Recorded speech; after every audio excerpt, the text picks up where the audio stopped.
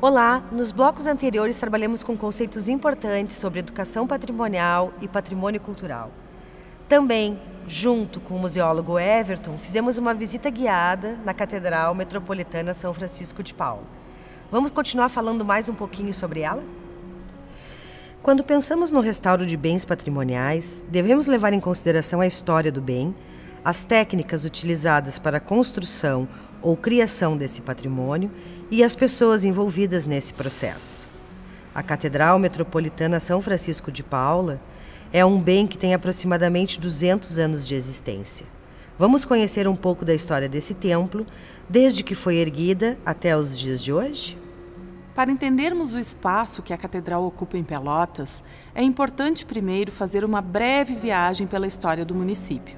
Chamamos a atenção para o fato de que antes da instalação da cidade, em um período anterior à chegada dos grupos europeus, a região era habitada em diferentes épocas por diferentes povos originários, a quem comumente chamamos de grupos indígenas.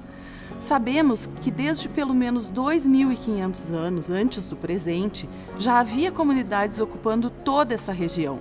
E também precisamos salientar que grupos indígenas como os Guarani e os Caingangue estão presentes nos dias atuais em Pelotas, fazem parte da comunidade. Como ocorreu em vários locais do Brasil e das Américas, no final do século XVIII, há mais de 200 anos, europeus chegaram e começaram a construir a vila de São Francisco de Paula, que viria a ser, um tempo depois, a cidade de Pelotas. Essa cidade foi erguida principalmente pelos povos escravizados trazidos de diversos locais do continente africano e por seus descendentes. Eram essas pessoas que estavam na linha de frente das construções de prédios, fabricavam tijolos, faziam pinturas e acabamentos, entre tantas outras especializações em que estavam envolvidas. É importante destacar que, em geral, a história oficial buscou tornar esses grupos e indivíduos invisíveis, ou passou a falar sobre eles apenas quando se refere às antigas charqueadas pelotenses. Porém, sabe-se que essas pessoas não estavam só no trabalho braçal, e sim participando ativamente em vários outros ofícios. Pelotas só é o que é, a princesa do sul. A catedral só é o que é, porque foi construída pelo trabalho escravo, pelo trabalho escravizado. E hoje, quando a gente observa quem são esses trabalhadores, a impressão que nós temos é que a história se repete, porque os descendentes desses escravizados continuam recuperando aquilo que seus antepassados construíram praticamente, que é a recuperação das obras da catedral. E isso é considerado patrimônio. Então nós temos que começar a discutir o que é o patrimônio. O que é o patrimônio? Quem são as pessoas que compõem esse patrimônio? Agora que já sabemos que nos mais de 200 anos de Pelotas uma diversidade de pessoas construiu essa cidade, vamos acompanhar um pouquinho da história da catedral, que é tão antiga quanto Pelotas? A primeira capela da cidade foi construída em 1813 e, junto com o crescimento do centro urbano de Pelotas e a quantidade cada vez maior de pessoas morando nesse local, foram necessárias várias obras para aumentar e melhorar a capela, que se tornou primeiro a igreja matriz e mais tarde a catedral. Em 1826, a igreja foi praticamente reconstruída e sofreu uma série de modificações ao longo dos anos, como acompanhamos durante a visita guiada virtual. Foi em 1910 que a igreja passou a ser a Catedral de Pelotas. Em 1933, houve uma reforma e as janelas originais foram substituídas pelos vitrais que decoram a igreja. Já a edificação que conhecemos hoje em dia, com as pinturas internas e os elementos decorativos, existe desde o final da década de 1940.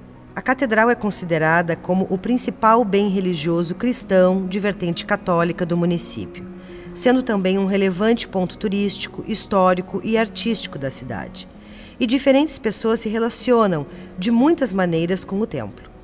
É importante ressaltar mais uma vez que nem sempre a história mais contada, aquela que aparece nos livros e registros, é a história que narra a participação de todas as pessoas envolvidas na construção e manutenção de um bem. Os trabalhadores escravizados africanos e seus descendentes foram os construtores de muitas cidades do Brasil. E essas pessoas são, muitas vezes, apagadas ou deixadas de lado pela história. E algo que eu considero importante, que nós deveríamos pensar, é, por exemplo, discutir nos próximos projetos a importância que tem a gente refletir sobre quem, na verdade, está fazendo efetivamente o trabalho de recuperação. Quem são esses trabalhadores? Quais são suas famílias? Qual a sua origem?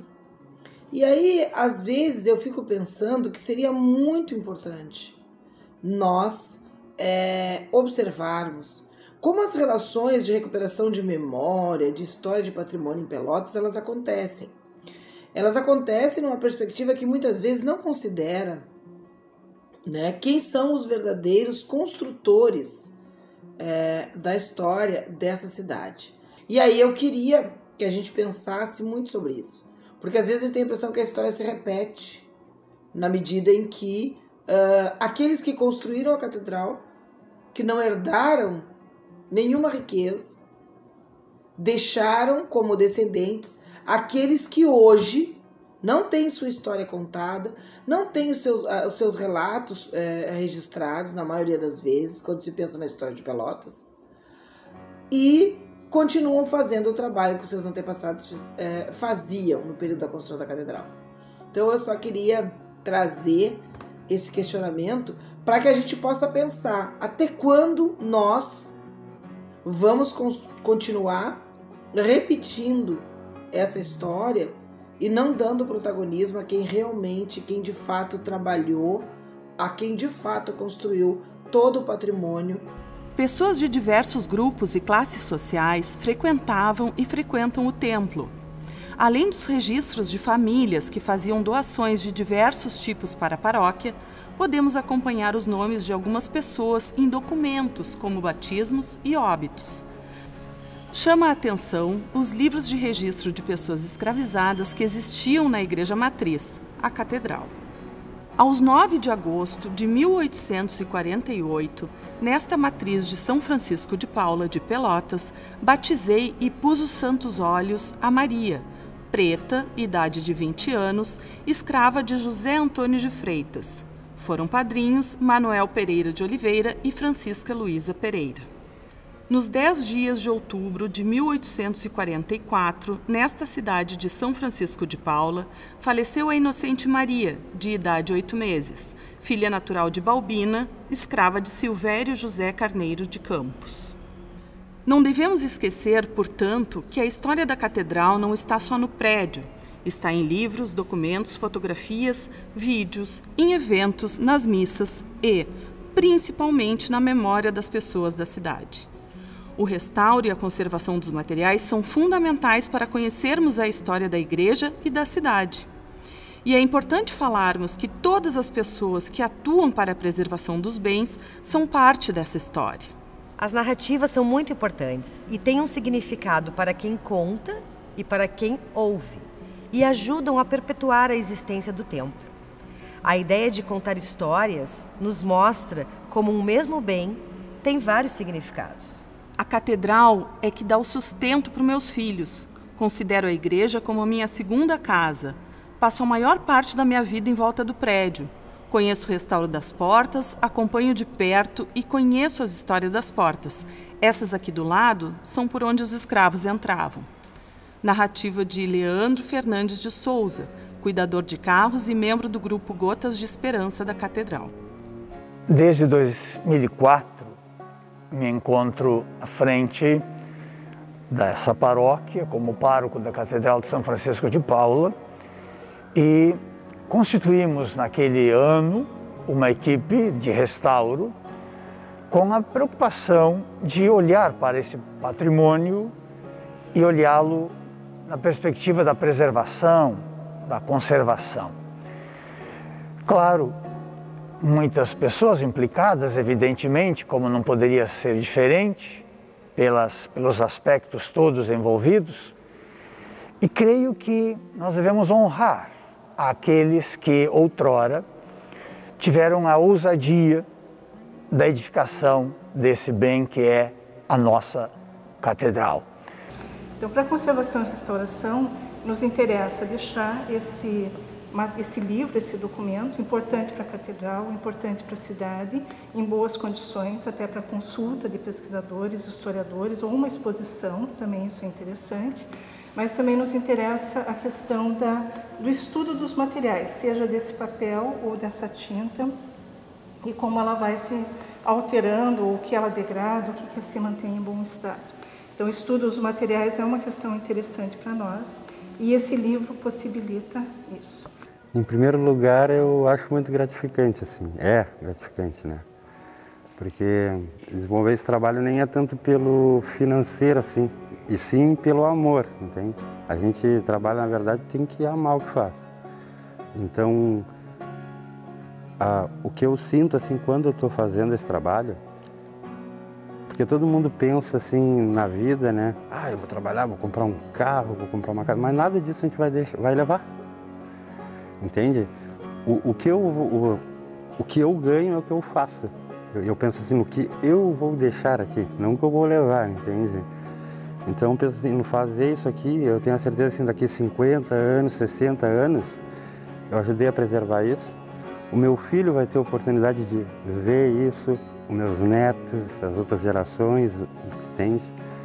As percepções sobre o patrimônio, que é a catedral, nos oferecem de várias maneiras elementos que podem transformar a forma como as pessoas se relacionam no dia a dia com outras pessoas, outros grupos e também com esses bens da cidade. E na ocasião do projeto Portas da História, nós fomos convidadas pela coordenadora do projeto, Lisa Bilhalva, a nos integrarmos e fazermos parte da educação patrimonial. Quando ela convidou a escola, a professora Ledeci me chamou e também chamou a professora Carla Ávila, da Sociologia, para que nós pudéssemos fazer um trabalho de educação patrimonial interdisciplinar. Foi uma experiência muito rica, muito interessante. Nós escolhemos uma turma difícil, que tinha problemas de relacionamento, que não se enxergava ainda como uma turma. O projeto foi importante porque ele agregou, né, a essa relação deles muita coisa boa, no sentido de que eles passaram a se olhar. Quando a gente saía para a rua, eles passaram a trocar de grupos, a conversarem entre eles, trocarem ideias, né? E essa turma, a partir do momento em que a gente incentivou eles, e eu os levei na catedral num primeiro momento, depois nós fomos convidados para uma visita guiada, e eles puderam, assim, matar toda a curiosidade que eles tinham, e aí foram convidados ainda pelo Diário Popular para fazer uma matéria, né? Algumas meninas e meninos foram entrevistados e as fotos apareceram. Então no outro dia a gente pôs essas fotos, expôs essa matéria do jornal, né, na escola, e isso deu assim para eles uma autoestima, se sentiram tão importantes. No segundo momento nós fomos numa atividade com Mano Rick, um menino jovem, um menino negro da periferia, do Dunas, e que fez questão de trazer a importância da periferia e de dizer assim, olha que a gente precisa realmente olhar para o lugar onde a gente está. Então, contar a experiência dele foi algo de muito importante. Perceber que eles podem chegar até a universidade foi importantíssimo, assim, ver que não é tão difícil, talvez, como eles imaginam, às vezes, que pessoas pobres não entram na universidade. E poder desfrutar desse patrimônio, né? Desse patrimônio que é muito pouco democratizado, né? Muitas vezes a pessoa passa na frente da catedral, vê aquela maravilha, aquela beleza toda, tem até um certo receio de entrar.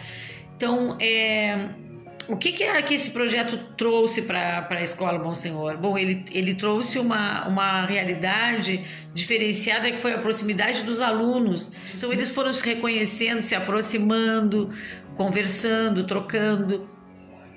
Só isso já seria muito significativo, ter conseguido integrar essa turma. Todas essas histórias antigas e atuais estão entrelaçadas com a história da igreja, com seus elementos materiais e imateriais.